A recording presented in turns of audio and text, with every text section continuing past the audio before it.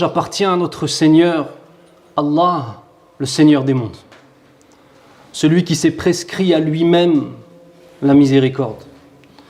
Celui dont la miséricorde devance la colère. Celui dont la miséricorde enveloppe toute chose. Celui dont l'amour pour nous n'a pas de limite. Celui dont l'acceptation du repentir des adorateurs qui ne cessent d'œuvrer dans le mal, mais néanmoins reviennent vers lui, celui qui ne cesse d'accepter leur retour.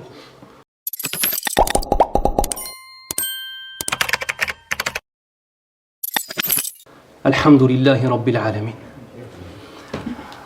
Rahmatullah fi kulli shay wa fi kulli makan. La miséricorde d'Allah Azza wa Jal est en toute chose et en tout endroit. Rahmatuhu fi khalqina. Sa miséricorde dans notre création. Rahmatuhu fi ikhrajina al-muwaqqat min al-jannah la lil abad faqat liyabluwakum ayyukum ahsanu amala. Sa miséricorde dans le fait de n'avoir sorti les fils d'Adam du paradis que pour une période définie et non pour l'éternité, walhamdulillah, à partir du moment où on est musulman. Mais simplement, comme il le dit lui-même dans le sens du verset, afin de vous éprouver et faire ressortir de vous les meilleures des actions. Alhamdulillah, alladhi arsala al-mursalin wan-nabiyyin. La louange appartient à Allah qui nous a envoyé les prophètes et les envoyer, alors qu'Allah Azza wa Jal ne nous doit rien. Tout ceci n'est que l'expression de sa miséricorde. Alhamdulillah, alladhi anzala al-Qur'an wa shari'atah. La louange appartient à celui qui a révélé le Coran el-Karim, sa parole, alors qu'il n'a pas besoin de nous, ainsi que toutes les lois qui nous permettent d'obtenir la satisfaction d'Allah. Alhamdulillahi Rabbil Alamin. Alhamdulillahi fil Islam. Alhamdulillahi fil Hiwar. الذي جعله الله سبحانه وتعالى بين العبد وربه وهذا الحوار هو الدعاء. On rend louange à Allah Azza wa Jal, celui qui nous a descendu la possibilité d'avoir un dialogue avec Allah. Et le dialogue direct qu'on a avec Allah Azza wa Jal, c'est quand on lève les mains et qu'on dit Ya Rabb. On s'adresse à lui directement. Celui qui nous a donné la possibilité d'entendre sa parole, celui qui veut parler avec Allah, qui lève les mains et qui invoque Allah. Celui qui veut entendre Allah lui parler directement à son cœur, qu'il ouvre le mushaf et qu'il y lise le Coran el-Karim. Alhamdulillah. Alhamdulillah fi al-ibadat. Walhamdulillah fi qabulihi lit-tawba wa fi tawfiqihi lit-ta'ibin. Et la louange à Allah Azza wa Jal, vous savez, je pourrais continuer comme ça pendant toute la khutbah, simplement en faisant la liste des choses. Et même une khutbah d'une demi-heure ne suffirait pas pour faire une liste exhaustive. Mais la louange appartient à celui qui inspire le repentir. Inspire le repentir. Le repentir ne vient pas de toi, mais de ton Seigneur. Accomplis le repentir par sa réussite. Accepte le repentir au jour du jugement. Puis récompense pour ce repentir au jour du jugement. Ma a'zama rahmatallah subhanahu wa ta'ala. Regardez la miséricorde d'Allah Azza wa Jal. Il est avant, il est pendant, il est après. Inna Allah Azza wa Jal kataba ala nafsihi ar-rahma wa awjabaha ala nafsihi al-ulya. Notre Seigneur, par sa miséricorde, alors qu'il ne nous doit rien, s'est prescrit à lui-même la miséricorde. Une miséricorde parfaite qui englobe toute chose. يقول الله تعالى بسم الله الرحمن الرحيم قل لمن ما في السماوات والأرض قل الله كتب على نفسه الرحمة. Allah Azza wa Jal nous dit dans le sens du verset, dit à qui appartient tout ce qu'il y a dans les cieux et sur la terre, mais aussi les cieux et la terre lui appartiennent subhanahu wa ta'ala. Dit ceci appartient exclusivement à Allah Azza wa Jal. Puis ensuite, kataba ala nafsihi ar-rahma. Il s'est prescrit à lui-même la miséricorde. Ici, Allah Azza wa Jal nous montre au début sa toute-puissance. Et quand tu comprends la toute-puissance d'Allah Azza wa Jal, tu comprends qu'il ne te doit rien. Et que donc le simple fait de nous faire rentrer au paradis ou de nous pardonner n'émane que de sa miséricorde. Quand le fort te pardonne, ce n'est pas la même chose que lorsque le faible te pardonne. Lorsque le fort te pardonne, tu te sens petit. Tu as le sentiment et tu ressens que tu ne pouvais rien faire. Mais lui, par sa décision, nous pardonne. Allahumma ghfir lana dhunubana ya rabbal alamin.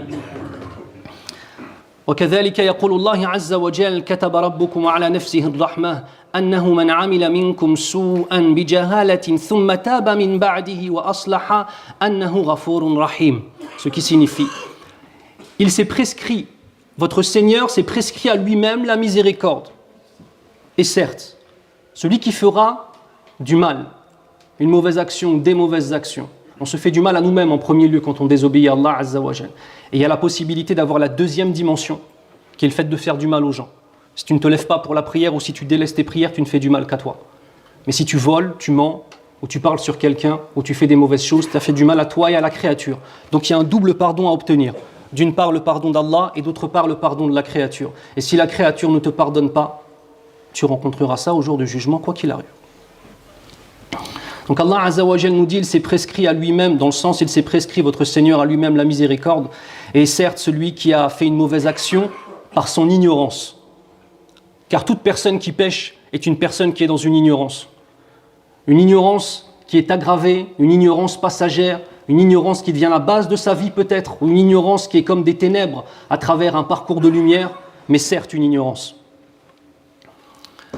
ثم تاب من بعده وأصلح. Puis après cela, il s'est repenti sincèrement. Juste ça? Non, wa aslaha. Ça veut dire quoi, aslaha?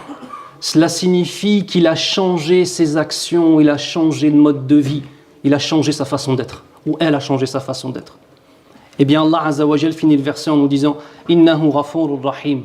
Il est certes celui qui pardonne sans cesse, et celui dont la miséricorde ne cesse de se renouveler. Allah subhanahu wa ta'ala détient une miséricorde qui englobe toute chose. Sa miséricorde est bien plus grande que notre capacité à désobéir. La seule chose qui nous interdit l'accès à la miséricorde d'Allah Azza wa Jal, c'est le polythéisme. Donnez de l'eau au Hajj qui tousse depuis tout à l'heure. Là. Trouvez de l'eau, donnez-lui. Il y a quelqu'un qui fait que de tousser là. Donnez-lui de l'eau. Qu'il aille se mettre un peu d'eau sur le visage. Là. Allah subhanahu wa ta'ala a une miséricorde qui englobe toute chose, comme je vous le disais. Cette miséricorde n'a strictement aucune limite. Une miséricorde qui englobe tout et qui est bien plus grande que notre capacité à lui désobéir. Et une seule chose nous sort de la possibilité d'obtenir sa miséricorde, le polythéisme. Vous savez c'est quoi le polythéisme? Adorer un autre qu'Allah. Il faut connaître notre dîn, connaître le tawhid d'Allah et connaître ce qui détruit ce tawhid. Et toute personne qui ne fait pas ce travail risque, oui effectivement, de faire des bonnes actions et d'accumuler des bonnes actions d'un côté, mais deuxièmement, d'accumuler les mauvaises actions et de détruire les bonnes actions. Celui qui ne connaît pas la aqida, le dogme, le tawhid d'Allah Azza wa Jal, ressemble à une personne qui a un sac de blé, le remplit sans arrêt, mais ce sac est troué. Que restera-t-il à la fin? Pas grand-chose, qu'Allah nous préserve, ya Rabbal Alamin. Et par sa miséricorde, Allah Azza wa Jal change les sayyi'at en hasanat. Et là, on va mentionner un verset où, subhanallah, je ne sais pas pourquoi, ce verset est très souvent mentionné. Et l'interprétation qui est donnée de ce verset est une interprétation, écoutez bien, ultra minoritaire et qui est en opposition avec la plupart des règles de notre dîn. Subhanallah. يقول الله عز وجل إلا من تاب وآمن وعمل عملا صالحا فأولئك يبدل الله سيئاتهم حسنات وكان الله غفورا رحيما. Ce qui signifie, sauf ceux qui se sont repentis, ont eu une foi correcte, la connaissance du tawhid d'Allah Azza wa Jal, وعمل عملا صالحا, et qui ont fait des actions qui sont à la fois sincères et en concordance avec la sunna du prophète sallallahu alayhi wa sallam. Vous avez vu les conditions? Il y a plein de conditions. La plupart des gens pensent que non, j'ai une bonne niya, j'ai une bonne intention, ça suffit. Non, non, non. Se repentir sincèrement en connaissant Allah Azza wa Jal. Avoir une aqida, un dogme en Allah qui est celui qu'Allah Azza wa Jal a enseigné à son prophète, a révélé à son prophète et que le prophète sallallahu alayhi wa sallam a enseigné aux sahaba radiyallahu anhum. Puis ensuite avoir des actions qui sont premièrement sincères et deuxièmement en accord avec la sunna du prophète sallallahu alayhi wa sallam. Ceux qui se sont repentis, puis ont fait tout cela, yubaddilullahu sayyi'atihim hasanat. Dans la traduction littérale, ils changent leurs mauvaises actions en bonnes actions. Et il y a, comme je vous dis, un tafsir, une explication très minoritaire qui dit que celui qui avait fait des millions, des milliards de mauvaises actions, le jour où il se repent, toutes ces mauvaises actions se transforment en hasanat. Cela signifierait qu'un vendeur de drogue, akramakumullah, proxénète, qui frappait sa mère, qui a violé des femmes et qui a tué des gens, le jour où il se repent, il aura plus de hasanat qu'un enfant qui est né, qui a grandi dans les mosquées, qui a toujours été dans la droiture, qui a toujours été dans Bir al-Walidayn. Ça va à l'encontre de toutes les règles. Et les ulama, les grands ulama du tafsir. فقال مجاهد والضحاك والحسن les أئمة, les grands imams إنما التبديل في الدنيا يبدلهم الله إيمانا من الشرك وإخلاصا من الشك وإحصانا من الفجور ها هو ذا. Donc Mujahid, Wad-Dahhak, Wal-Hassan, les grands imams du tafsir, vraiment parmi les premières générations, nous expliquent cela. Et ils nous disent, le tabdil, l'échange qu'il y a dans ce verset, c'est dans cette vie d'ici-bas, pas dans l'au-delà. Allah Azza wa Jal yubaddilullahu a'mal as-sayyi'at bi a'mal al-hasanat. Il va, comme ils le disent, il va les sortir du polythéisme pour les amener vers la foi. La personne s'est repentie, elle faisait des sayyi'at, elle faisait des mauvaises actions dans le polythéisme. Allah va changer sa situation de polythéiste vers sa situation de mukhlis, d'adorateur, de Allah Azza wa Jal l'unique, bien évidemment. Wa ikhlasan min ash-shak. Et alors que cet homme-là, peut-être dans sa désobéissance, il était dans un doute au sujet de son Seigneur, de la réalité, de l'omnipotence, de l'omniscience d'Allah, du paradis, de l'enfer et de tout ce qui va avec, et de l'authenticité de la sunna, peut-être qu'Allah nous préserve, eh bien cette personne-là, Allah Azza wa Jal va le sortir du doute pour l'amener vers la sincérité et vers la certitude. Mais vous vous rendez compte la catastrophe de dire aux gens que ça signifierait que, en fait, il faut faire un maximum de sayyi'at, un maximum de péchés, et sur la fin de ta vie, tu arrives vers les 70 ans, tu vas au hajj, tu te repens, et tes milliards de sayyi'at deviennent des hasanat. وَلَيْسَ بِجَعْلِ مَكَانِ السَّيِّئَاتِ الْحَسَنَةِ وَلَكِنْ بِجَعْلِ مَكَانِ السَّيِّئَاتِ التَّوْبَةِ وَالْحَسَنَةُ مَعَ التَّوْبَةِ. Tout simplement. Et quand on parle, donc ensuite c'est Zajjaj qui nous dit, et le fait de, comment dirais-je, de changer les mauvaises actions en bonnes actions, c'est pas le sens de transformer la mauvaise action en bonne action, mais c'est le fait que par la tauba, le repentir qu'on a mentionné, et la sincérité, et les actions qui sont en accord, bien évidemment, eh bien on va obtenir par cela le repentir. Et le repentir est source, et on va obtenir le repentir et la piété, et tout ceci est source de hasanat, de bonnes actions, bien évidemment.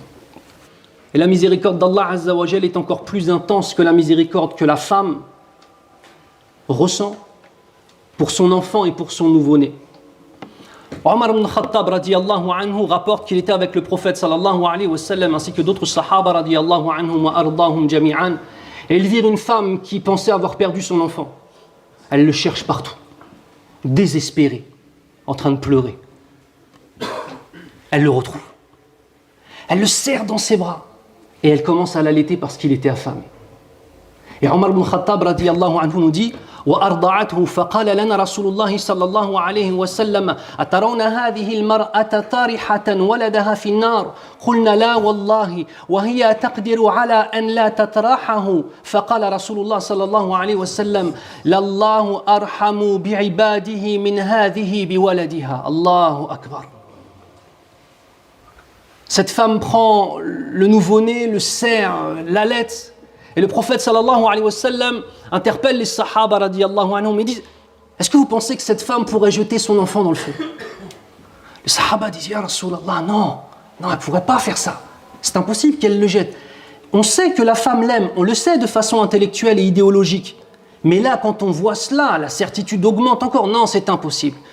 L'Allahu arhamu li'ibadihi min hadhihi biwaladiha.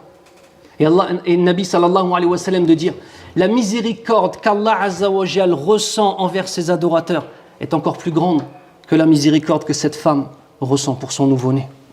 D'après Anas ibn Malik, radiyallahu anhu, le prophète sallallahu alayhi wa sallam nous a dit dans le sens: quelqu'un qui aura joui de la meilleure vie ici-bas sera amené au jour de la résurrection et plongé une seule fois en enfer. Quelqu'un qui était dans l'illicite du matin au soir, qui meurt et qui fait partie des gens de l'enfer. Il a plein de souvenirs de son existence selon les définitions dans la vie d'ici-bas, de cette dunya que nous avons. Argent, femme, gloire, je ne sais pas quoi, pouvoir, etc. Dans cette vie d'ici-bas, les gens, quand ils le regardent, les gens qui ne sont pas musulmans, ils disent: lui, il a réussi dans tout. Cet homme-là est pris et est plongé une seule fois dans l'enfer. Une seule fois, quelques secondes, peut-être même quelques dixièmes de seconde. Puis on lui dira: ô fils d'Adam, As-tu jamais eu un bien? As-tu jamais profité de quoi que ce soit? Il dira, Wallahi ya Rabbi, je jure par toi mon Seigneur que je n'ai jamais goûté un seul bien. Vous savez ce que ça signifie? Une seule seconde en enfer lui fait oublier peut-être les 80 années de ce que les gens qui ne sont pas musulmans estiment comme étant le bonheur. On est en train de parler de la personne qui a eu le plus de bienfaits de cette dunya, entre parenthèses, même si le véritable bienfait, c'est quoi? C'est l'iman. Et regardez l'inverse. Et on fera venir quelqu'un qui aura subi le plus grand malheur sur terre, et on plongera une seule fois dans le paradis, et on lui dira, ô fils d'Adam, as-tu jamais connu quelque chose de mal? Et il dira, Ya Rab, je n'ai absolument jamais connu quoi que ce soit de mal. Une seule seconde dans le paradis lui a fait oublier des dizaines et des dizaines d'années dans la pauvreté, dans la maladie, dans la déception, dans les trahisons. Une seule seconde. Imaginez-vous, il restait 10 minutes. Il restait 100 ans. Belle, il restait pour l'éternité. Allahumma arzuqna al-jannah ya rabbal alamin. بارك الله لي ولكم في القرآن الكريم ونفعني الله وإياكم بما فيه من الآية والذكر الحكيم أقول قولي هذا واستغفر الله لي ولكم وهو الغفور الرحيم أعوذ بالله من الشيطان الرجيم بسم الله الرحمن الرحيم والصلاة والسلام على أشرف الأنبياء والمرسلين نبينا وحبيبنا محمد صلى الله عليه وسلم وعلى آله وأصحابه أجمعين أما بعد. Allah subhanahu wa ta'ala, par sa miséricorde, a rempli les cieux des anges. Partout. Ces anges ont un rôle. Chaque ange est assigné à une tâche. D'autres anges, depuis leur création, sont en prosternation. Depuis des millions d'années, sont juste prosternés. Et ils invoquent et ils évoquent Allah. D'autres sont en ruku' depuis des millions d'années. D'autres ne cessent de chercher un endroit où on mentionne les paroles d'Allah Azza wa Jal. Vous savez que logiquement, en principe, nous sommes tous entourés d'anges ici. Vous savez, c'est important d'essayer de se rappeler parfois ces choses-là, ces réalités des anges. Si je te disais que dans cette pièce, il y a Ibrahim alayhi salam, si je te disais que dans cette pièce, il y a Omar ibn Khattab, radiyallahu anhu, qu'est-ce que tu ferais? Qu'est-ce que tu ressentirais? Quelle serait ton attitude? Quelles seraient tes pensées? Quelle serait ta concentration? Nous avons autour de nous des milliers, et dans certains hadiths, des dizaines de milliers d'anges autour de nous, qui ne cessent d'invoquer Allah Azza wa Jal. Et les anges, parmi les anges les plus nobles, c'est ceux qui portent le trône d'Allah subhanahu wa ta'ala. Et Allah Azza wa Jal, dans Surat Ghafir, nous rapporte l'invocation, la dua qu'ils disent. Et cette invocation est الذين يحملون العرش ومن حوله يسبحون بحمد ربهم ويؤمنون به. C'est-à-dire ceux qui portent l'arche, le trône d'Allah Azza wa Jal, ainsi que tous ceux qui sont autour de ce trône. Ils font l'évocation de la perfection d'Allah Azza wa Jal et font l'évocation de sa louange de son Seigneur. Et ils croient en Allah subhanahu wa ta'ala. وَيَسْتَغْفِرُونَ لِلَّذِينَ آمَنُوا. Et ils demandent sans cesse pardon pour ceux qui ont cru. Pour nous, Inch'Allah. Allahumma ja'alna minhum ya rabbal alamin. Ils demandent sans cesse pour ceux qui ont cru. Rabbana wasi'ta kulla shay'in rahmatan wa ilma. Ô notre Seigneur, tu as englobé toutes choses par ta miséricorde et par ta science. Faghfir lilladhina tabu wattaba'u sabilak. Alors pardonne à ceux qui se sont repentis. Oui, il y a toujours des conditions qui se sont repentis et ont suivi ton chemin. Oui, l'islam c'est une religion d'hommes. L'islam dinur rijal. L'islam c'est une religion d'hommes. Quand tu donnes ta parole à une créature sur cette vie d'ici-bas et que tu ne respectes pas ta parole, qu'est-ce que les gens vont penser de toi? Et qu'est-ce que toi tu es censé penser de toi-même? Comme un mithal arabi nous dit, Kalamur rajuli daynun alayhi. La parole d'un homme, c'est une dette qu'il contracte. On peut rencontrer parfois des gens, subhanallah, qui sont attachés au fait de respecter leur parole. Est-ce qu'on a respecté notre engagement avec Allah et notre parole avec Allah? Le contrat qu'on a passé avec lui. Parce qu'on se dit tous musulmans. Et on espère tous le paradis. Et on se revendique tous du prophète Mohammed sallallahu alayhi wa sallam wa ala alihi wa ashabihi ajma'in.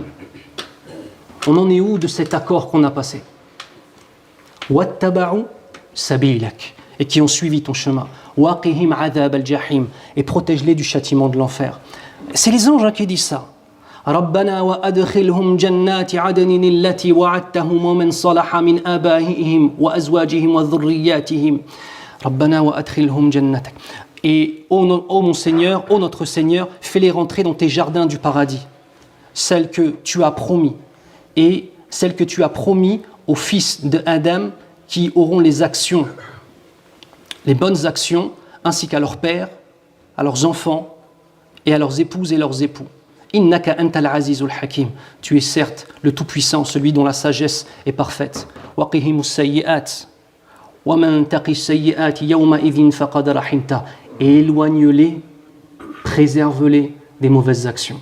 Et ceux que tu as éloignés et préservés des mauvaises actions, au jour du jugement, c'est eux réellement à qui tu as fait miséricorde. Wa dhalika huwa al-fawzul azim. Et c'est ça la grande victoire. Et al-fawzul azim, c'est le paradis. Allahumma ja'alna minhum. Amin. Et quant à ceux et celles qui mourront sur l'unicité absolue d'Allah Azza wa Jal, ceux-là sont ceux qui pourront obtenir la miséricorde d'Allah Azza wa Jal. Allah Azza wa Jal, le jour où il a créé les cieux et la terre, a divisé sa miséricorde en 100 parts. Il en a descendu une seule sur cette terre. Et c'est les effets de cette part, il en reste 99. C'est les effets de cette part qui font que la mère aime son enfant. C'est les effets de cette part qui fait que la miséricorde peut exister entre nous. C'est les effets de cette part qui fait que même un animal sauvage ne va pas abandonner ses petits et leur ramener de la nourriture. Il en reste 99. Elle est réservée aux adorateurs d'Allah Azza wa Jalla. Allahumma ja'alna minhum.